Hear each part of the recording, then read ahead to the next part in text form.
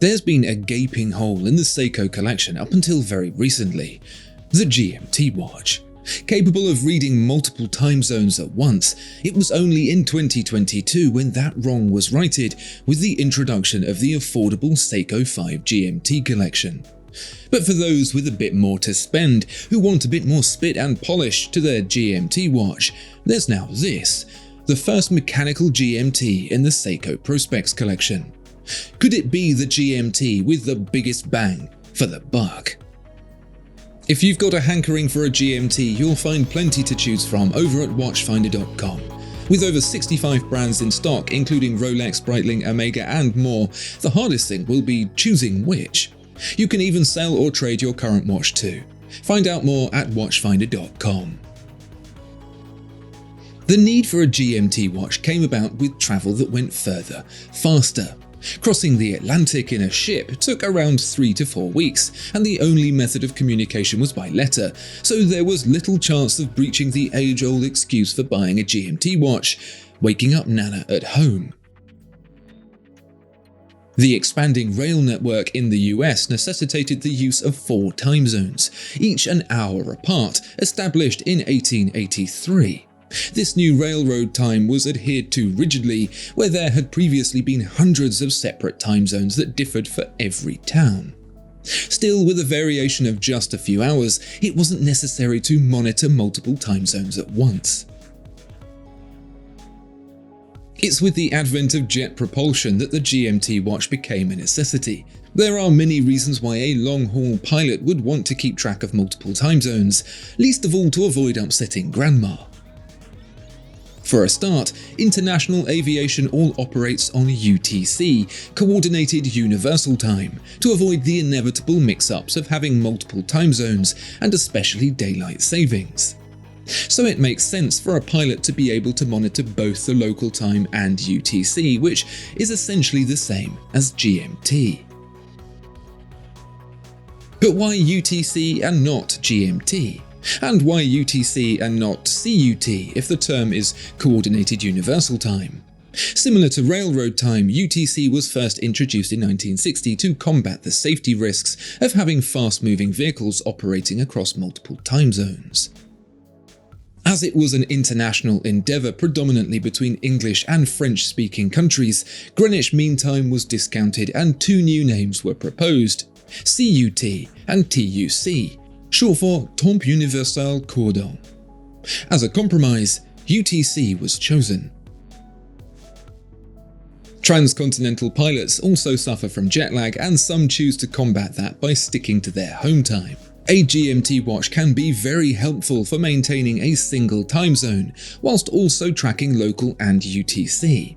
World-time pocket watches already existed, with the complication making its way to a wristwatch in 1940, but the overt complexity was just too much and too expensive for modern pilots.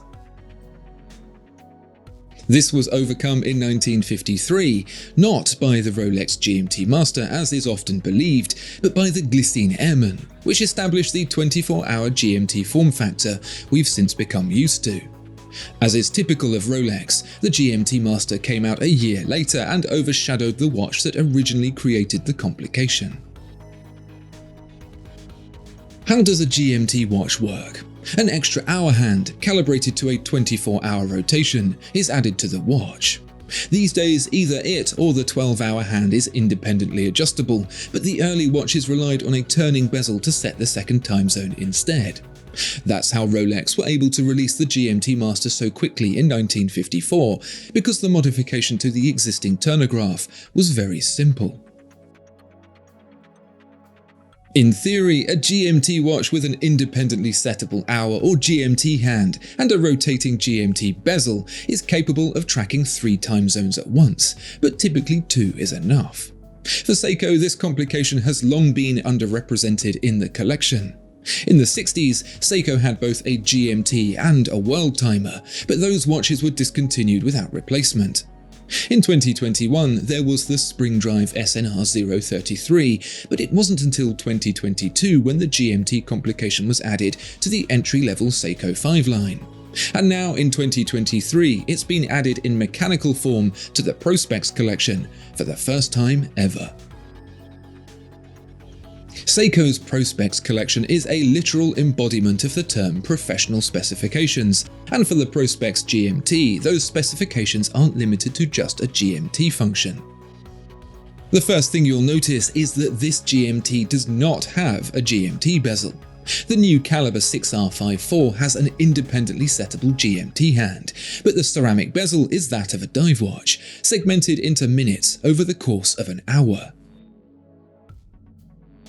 This particular model, the SPB381J1, is the marine green variant. There's a black dark depths version and a limited edition glacier blue version too. All are housed within a 42mm hardened stainless steel case, which, although big, has short enough lugs not to wear too big, as you can see on my 7-inch 18cm wrist. The watch appears to wear quite thick, although at 12.9mm it is less than a millimeter thicker than a Rolex GMT Master 2. The pronounced profile of the bezel is the likely culprit in this visual balance. Overall, it is a very comfortable watch, with similar if slightly reduced proportions to its more affordable sibling, the Seiko 5 GMT. But where the Seiko 5 GMT costs just £420, or around $520, the Prospex GMT's price increases significantly to £1,400, or around $1,800. Why the big jump, and is it worth it? Just a moment in the hand with the Prospex GMT will tell you why this watch costs more. The finishing of the watch sits somewhere at a happy medium between the Seiko 5 and the far more expensive Grand Seiko GMT offerings. Considering those start at some 3 times the price, that seems like a fair deal, and is a perfect example of the law of diminishing returns in full effect. Does that make this watch the sweet spot in the range? Well, there are some downsides. Being part of the Prospex range means the inclusion of the Prospex X logo, which, although some may find perfectly innocuous, has been known to make a watch feel cheaper. The clasp is lacking on the Fly Micro Adjust, although at least has a 3-fold clasp with extender. Then there's the caliber 6R54, based on the architecture of the non-GMT 6R35. It's been known to be a reliable movement, but the timekeeping is rated at a pretty colossal -15 to +25 seconds per day, which is way off for a modern watch. In practice, it will most likely perform a lot better than this, but it's a shame that Seiko can't commit to a higher level of precision. Otherwise, the watch really is brimming with professional specification. There's 200 meters of water resistance from the screw-down crown, a 3-day power reserve, the ceramic bezel with luminous pip at 12, and of course the GMT function. This is known as a caller GMT, where the GMT hand is settable, as opposed to a flyer GMT, where the hour hand is settable. There are merits for both, with the caller GMT being easier to set for calls abroad, and the flyer for travelling. What's most impressive is the finish, which really does feel more Grand Seiko than Seiko. The case is polished and brushed in a very multifaceted way, with small details like the crown edge and bezel lip given close attention. The date, although perhaps awkwardly placed, blends in with the sunburst dial. The hands and markers, including the second hand whose red dot and lume tip harks back to the 1968 Seiko dive watch, are crisp and bright. At the price point, it sits at an interesting place between more functional dive watches like the Helios Seaforth and the Sports Luxe entries of Tudor, and with the added functionality of the GMT complication. It's unusual in the combination of dive watch packaging with the GMT on top, with perhaps the closest alternatives being the less polished Mido Ocean Star GMT at £1,110 and the glitzy Christopher Ward C65 Aquitaine GMT at £1,350. Is the Seiko Prospex GMT the watch for you?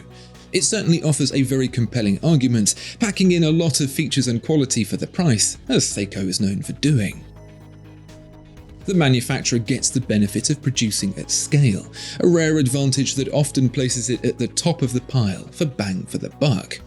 With the GMT Function 2, it gets a standout feature for an extra £240 over the base diver, which, if you want to think about it this way, is far cheaper than buying 2 watches. What do you think of the Seiko Prospex GMT? One to consider or a niche too far? Let me know down in the comments below. Please do like and subscribe as well, and make sure to check for your next watch at watchfinder.com.